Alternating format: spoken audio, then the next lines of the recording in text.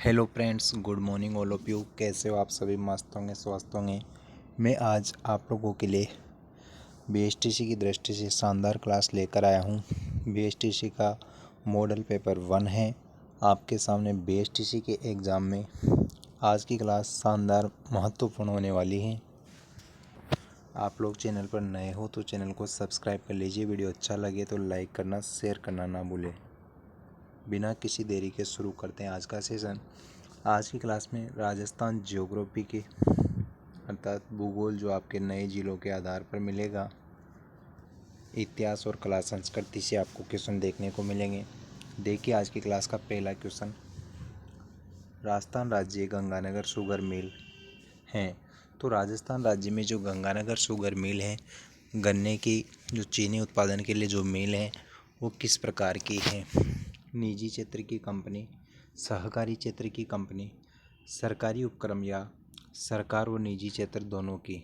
दोस्तों, जो गंगानगर में जो मिल बनी हुई है वो किस प्रकार की है? तो इसका राइट आंसर हो जाएगा निजी क्षेत्र की कंपनी है। बाद में इसको सार्वजनिक क्षेत्र में शामिल कर लिया गया था, जहाँ पर चीनी उत्पादन किया जाता है। चीनी की इस क्वेश्चन का राइट आंसर हो जाएगा ए नंबर ऑप्शन। बढ़ते हैं अगले क्वेश्चन की ओर। अगला क्वेश्चन मैंने आपके जो कला संस्कृति में वाद्य यंत्र वाला टॉपिक है वहाँ से लिया है दोस्तों। वाद्य यंत्र से लोक देवता की मैंने क्लास करवा दी है। संत संप्रदाय की स्पेशल मैंने क्लास करवा दी। आपने नहीं देखी हो तो अभी तक देख लीजिएगा। नड़ क्या है? तो नड़ किस प्रकार का वाद्य यंत्र है? एक लंबी बांसुरी या जुड़वा बांसुरियाँ, लकड़ी की 4 पट्टियाँ, एक तार वाला वाद्य यंत्र। नड़ है दोस्तों, एक लंबी बांसुरी का प्रकार होता है नड़ वाद्य यंत्र। इसके प्रमुख जो बजाने वाले हैं इसको कलाकार, उनका नाम है कर्णा भील। प्रमुख नड़ वाद्य यंत्र के जो प्रमुख बजाने वाले हैं, इस क्वेश्चन का राइट आंसर हो जाएगा ए नंबर ऑप्शन। दोस्तों, अलगोजा, अलगोजे की मैं बात करूँ तो राज्य वाद्य यंत्र है अलगोजा। अलगोजा बजाने वाले को रामनाथ चौधरी का संबंध किस वाद्य यंत्र से है? तो अलगोजा बजाने से है दोस्तों रामनाथ चौधरी का संबंध। पदमपुरा गांव जयपुर से इनका संबंध है। नाक से अलगोजा बजाने के लिए इनको प्रसिद्ध माना जाता है। अगला क्वेश्चन। बारात पहुंचने पर वधु पक्ष के द्वारा बारातियों के स्वागत की रस्में क्या कहलाती हैं? दोस्तों, शब्दावली से एक क्वेश्चन पूछना तय है। आप लोग नो टेंशन रहिए। बीएसटीसी में 50 में से 40 प्लस नंबर लाने की जीके वाले पार्ट में मेरी गारंटी है। हिंदी में 30 में से 25 प्लस नंबर में आपके सही करवा दूंगा। इंग्लिश की भी आपको क्लास मिलेगी। बस आप लोग बने रहिए। चैनल पर नए हो तो चैनल को सब्सक्राइब कर लीजिए। तो बारात पहुंचने से पहले वधु पक्ष के द्वारा बारातियों के स्वागत की रस्म क्या कहलाती है? मायरा, इकताई, बत्तीसी नूतना या सामेला? तो जब बारात पहुंचती है तो उनके स्वागत में सामेला स्वागत किया जाता है। उस रस्म को सामेला के नाम से जाना जाता है। डी नंबर ऑप्शन आपके पास राइट आंसर हो जाएगा दोस्तों। बढ़ते हैं अगले क्वेश्चन की ओर।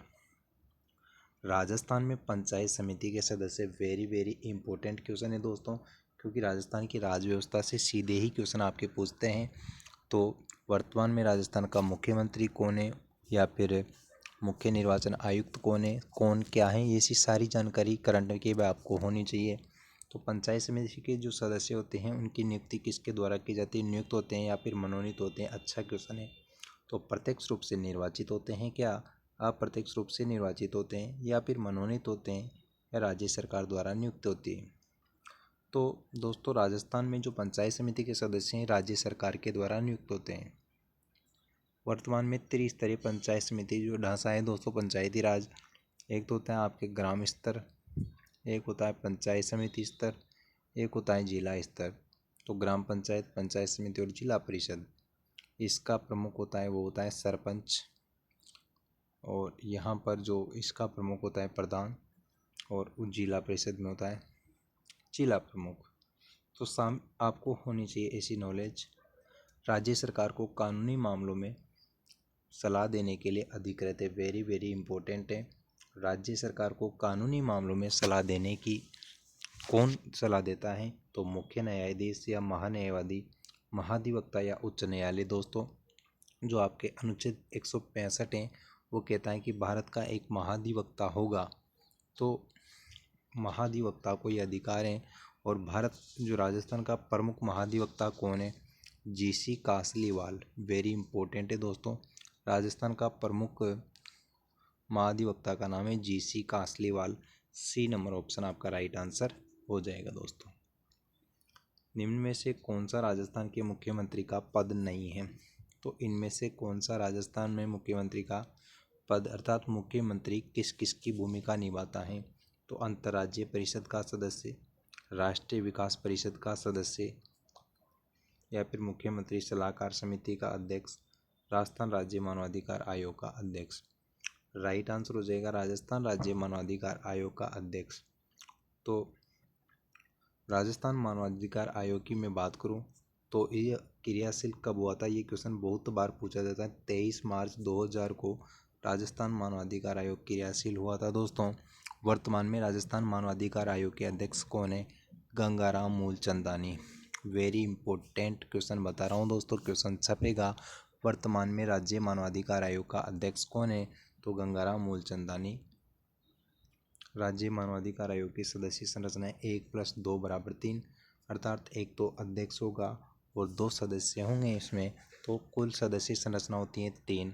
और राज्य मानवाधिकार आयोग का गठन 2000 में हुआ था। 23 मार्च 2000 में राज्य मानवाधिकार आयोग क्रियाशील हो गया था।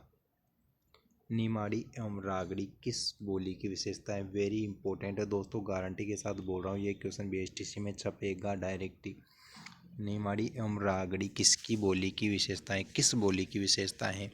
हाड़ौती की, मालवी की, मेवाती की, या फिर अहिरवाटी की? निमाड़ी एवं रागड़ी किस बोली की विशेषता है? वेरी इंपॉर्टेंट क्वेश्चन रहेगा। निमाड़ी एवं रागड़ी किस बोली की विशेषता है? तो अहिरवाटी जो बोली है उसकी विशेषता है दोस्तों निमाड़ी और रागड़ी। अगला क्वेश्चन देखिएगा, सीताबाड़ी का प्रसिद्ध मेला किस जिले में लगता है? वेरी इंपॉर्टेंट है। मेलों से बहुत क्वेश्चन आता है। एक तो पुष्कर मेला जो आपके अजमेर में लगता है, पुष्कर झील के किनारे, दीपदान के लिए प्रसिद्ध झील है दोस्तों। एक झील और भी है कोलायत झील जो कि बीकानेर में है, यह भी दीपदान के लिए प्रसिद्ध है। कोलायत झील बीकानेर, कपिल मुनि का यहाँ पर मेला लगता है दोस्तों। चारण जाति के लोग इस झील में स्नान नहीं करते हैं दोस्तों, चारण जाति के लोग। सीताबाड़ी का जो प्रसिद्ध मेला है किस जिले में है? कोटा में, बाड़मेर में, बारां में, या चित्तौड़गढ़ में? सीताबाड़ी का मेला बारां जिले में स्थित है। C number option right answer हो जाएगा। सहरिया जनजाति का कुंभ कहा जाता है दोस्तों। शानदार कंसेप्ट बता रहा हूँ, यहाँ से क्वेश्चन पूछना पक्का है। सहरिया जनजाति का कुंभ किसे कहा जाता है? शानदार क्वेश्चन है। सहरिया जनजाति का कुंभ किसे कहा जाता है? सीताबाड़ी के मेले को। और आपके सामने वागड़ का मेला, वागड़ का जो मेला है डूंगरपुर में लगता है। डूंगरपुर बांसवाड़ा के क्षेत्र को वागड़ कहा जाता है दोस्तों। आदिवासियों का कुंभ कहा जाता है दोस्तों। तो आपको ध्यान होना चाहिए, माघ पूर्णिमा के दिन बेणेश्वर धाम डूंगरपुर में भी मेला लगता है, उसको आदिवासियों के कुंभ के नाम से जाना जाता है। सीताबाड़ी का प्रसिद्ध मेला आपके यहाँ पर लगता है दोस्तों। एक क्वेश्चन क्या आता है, सीता माता अभ्यारण्य कहाँ पर स्थित है? वेरी इंपॉर्टेंट है दोस्तों, कंफ्यूज नहीं होना। सीताबाड़ी तो बारां में, सीता माता प्रसिद्ध अभ्यारण्य कहाँ पर स्थित है? तो प्रतापगढ़ में है सीता माता अभ्यारण्य। वेरी इंपॉर्टेंट बात बता रहा हूँ दोस्तों। सीता माता जो अभ्यारण्य प्रतापगढ़ में है किसके लिए प्रसिद्ध है? तो उड़न गिलहरी के लिए प्रसिद्ध अभ्यारण्य दोस्तों। वेरी इंपॉर्टेंट है। उड़न गिलहरी के लिए प्रसिद्ध अभ्यारण्य कौन सा है? सीताबाड़ी अभ्यारण्य जो आपके प्रतापगढ़ जिले में स्थित है दोस्तों। और एक बात करूं मैं, काले हिरण के लिए प्रसिद्ध अभ्यारण्य कौन सा है? तो ताल चापर जो चूरू में स्थित है वो काले हिरण के लिए प्रसिद्ध अभ्यारण्य है। अगला क्वेश्चन है दोस्तों आपके सामने, निम्नलिखित में से शेखावाटी में किस संगठन की स्थापना 1921 में असहयोग आंदोलन के प्रभाव में हुई थी? Very important. तो शेखावाटी में जो कौन सा संगठन है उसकी स्थापना 1921 में असहयोग आंदोलन के प्रभाव में हुई थी? शेखावाटी सुधार संघ, चिड़ावा सेवा समिति, शेखावाटी किसान पंचायत, या शेखावाटी किसान प्रजामंडल? दोस्तों जो शेखावाटी सुधार संघ है इसकी स्थापना असहयोग आंदोलन के दौरान हुई थी। ए नंबर ऑप्शन राइट आंसर हो जाएगा। राइट आंसर है ए नंबर ऑप्शन।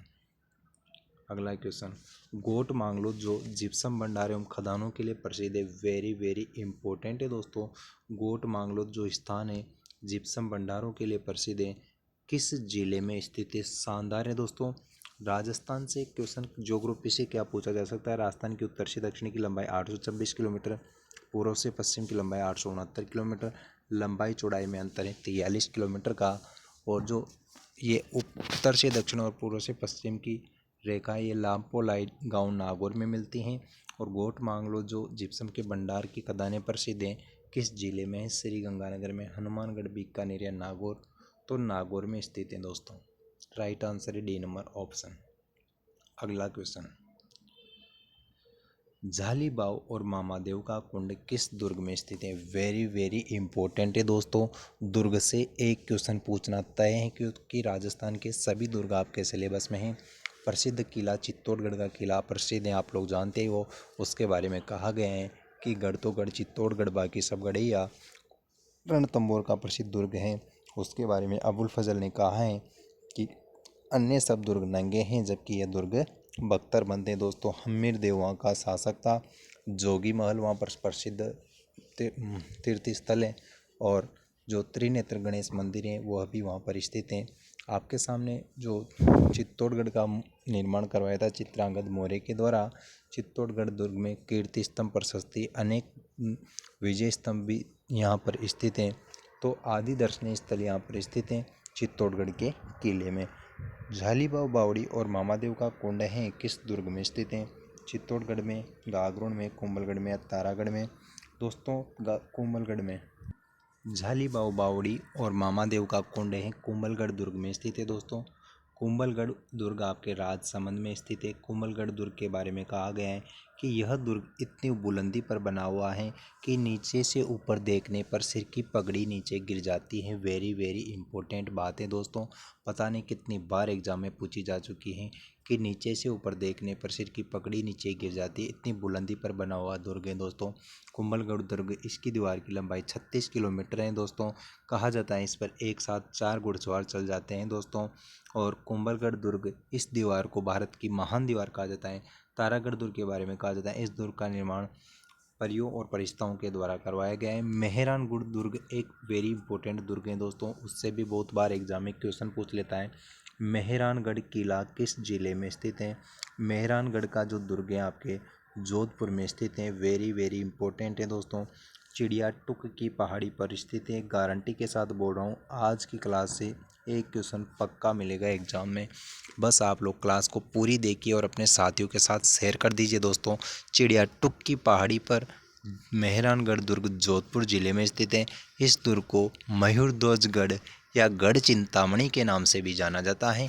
दुर्ग का उपनाम बहुत बार एग्जाम में पूछा जाता है क्योंकि अभी आपने जो सेकंड ग्रेड का जो संस्कृत डिपार्टमेंट का एग्ज़ाम हुआ था उसमें क्वेश्चन किया था।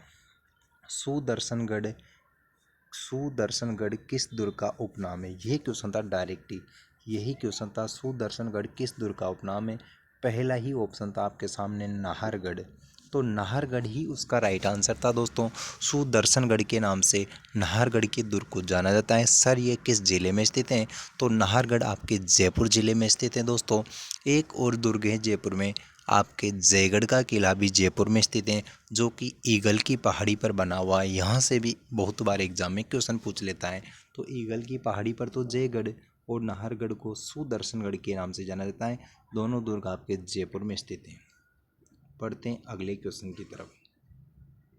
सुंदा माता मंदिर किस जिले में स्थित है? वेरी वेरी इम्पोर्टेंट हैं, यहाँ से क्वेश्चन पूछना तय है क्योंकि मंदिर और महल आपके सिलेबस में हैं। तो कोशिश करूँगा एक क्लास मंदिर महल की अलग से करवा दूँगा। तो बस आप चैनल को सब्सक्राइब कर लीजिए और वीडियो को लाइक कर दीजिए। सुंदा माता मंदिर किस जिले में स्थित है? राजस्थान का प्रथम रोपवे यहाँ पर स्थित है। दो दृष्टिकोण से यहाँ से क्वेश्चन आएगा। राजस्थान का प्रथम रोपवे कहाँ पर स्थित है?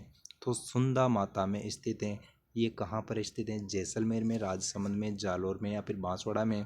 तो सुंदा माता आपके जालोर में स्थित है। राजस्थान का प्रसिद्ध रोपवे यहाँ पर स्थित है दोस्तों। राइट आंसर हो जाएगा सी नंबर ऑप्शन। और बांसवाड़ा में अर्थुणा का मंदिर बना हुआ है। अर्थुणा मंदिर कहाँ पर स्थित है? तो बांसवाड़ा में स्थित है। राजसमंद में बात करूँ तो राजसमंद में नौ चौकी की पाल पर राजसमंद झील में यहाँ पर की प्रशस्ति राज प्रशस्ति है। और अर्बुदा देवी माउंट आबू सिरोही में है, जबकि तन्नोट माता आपके जैसलमेर में। इसको थार की वैष्णो देवी के नाम से यहाँ से क्वेश्चन बनेगा कि थार की वैष्णो देवी किसे कहा जाता है? तो तनोट माता जैसलमेर को थार की वैष्णो देवी कहा जाता है। दोस्तों आज की क्लास यहीं तक थी। क्लास अच्छी लगी हो तो लाइक कीजिए, शेयर कीजिए दोस्तों के साथ। मिलते हैं अगले सेशन में। Thank you.